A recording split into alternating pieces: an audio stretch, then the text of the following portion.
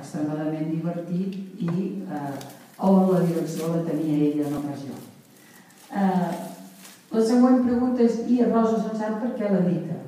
En Joan ja ha dit alguna cosa, però en Rosa Sensat l'edita sobretot perquè la Tana va tenir la voluntat explícita de presentar-se al Premi Marta Mata. De manera, aquí hi ha la voluntat pròpia de la Tana.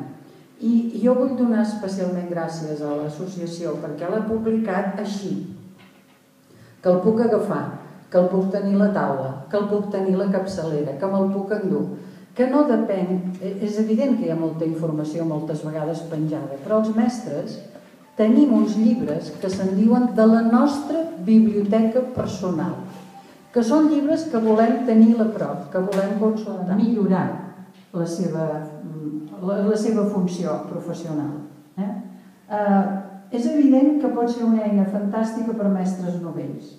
Una cosa que els costa molt als mestres novells, i en soc testimoni, perquè estic a una facultat de formació de professorat, és imaginar-se com gestionar una classe, com interactuar amb els nens, més enllà d'explicar. Al principi es vesteixen i tot per ser mirats. Un cop passa el temps ja saben que això no n'hi ha prou perquè els nens aprenguin què és el que busquen. Aleshores tenen una eina com per veure com gestionar la classe a nivell de la conversa.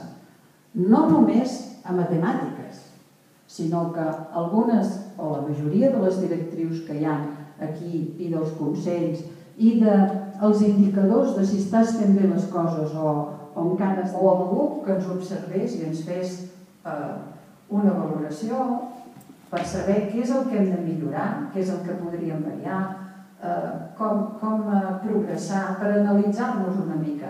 Però jo penso que si un és honrat amb aquesta pauta que hi ha al final del llibre, això també ho pot fer sol, perquè es pot autoestudiar i veure què és el que podria... I l'última cosa és que el llibre es diu Parlant de matemàtiques per aprendre, com tothom sap. Jo he pensat altres títols alternatius que crec que respectarien també l'esperit del llibre. Per exemple, Aprendre a parlar de matemàtiques per entendre-les. És a dir, hi ha tot un treball sobre el raonament matemàtic que és interessantíssim i que a més el progrés de l'argumentació, del donar raons, del justificar, el fan els nens, es fan els alumnes. Per tant, es podria dir aprendre a parlar de matemàtiques per entendre-les. Però també es podria dir fent matemàtiques per aprendre llengües, perquè el treball que es proposa és un treball que també té un aspecte d'aprenentatge de la llengua molt interessant. Jo recordo una vegada assistir a una classe de geometria de 6è en anglès, on, com que s'estaven fent conjectures i s'estaven posant frases condicionals en anglès, la mestra, a més de gestionar la conjectura matemàtica, és a dir, què passaria si, o què passarà si, doncs això es servia al mateix temps per entendre en un context fantàstic que el sí, com es feia això en anglès, és a dir, com es deien els condicionals en anglès. Per tant, aprendre llengües. I una altra cosa que a vegades ens hem trobat, jo també li podria dir parlar de matemàtiques abans d'escriure. Perquè, bueno, jo diria que no en trobareu gairebé cap altre llibre on descrigui com aprendre matemàtiques a partir del parlar i no tant de l'escriure.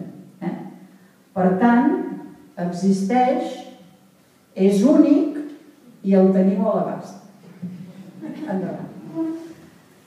Bé, bona tarda a tothom. Estic satisfeta d'estar aquí amb tots vosaltres i alhora perquè m'agrada, plena d'inquietud i emoció. Agraeixo a l'Associació de Mestres Rosa Sensat la publicació d'aquest llibre, Parlant de matemàtiques per aprendre, fruit del Premi Marta Mata 2010, i agraeixo també la possibilitat que m'ha donat de participar en la seva presentació. Parlant de matemàtiques per aprendre és aquí, de forma tangible, imprès en un seguit de fulls com a resultat del treball dut a terme durant molts anys com a mestra de nens i nenes i com a formadora de mestres. Però de forma especial, com a resultat, tal com ha dit la Carme, de l'estudi realitzat durant el curs 2009-2010 amb la llicència d'estudis que em va concedir el Departament d'Educació.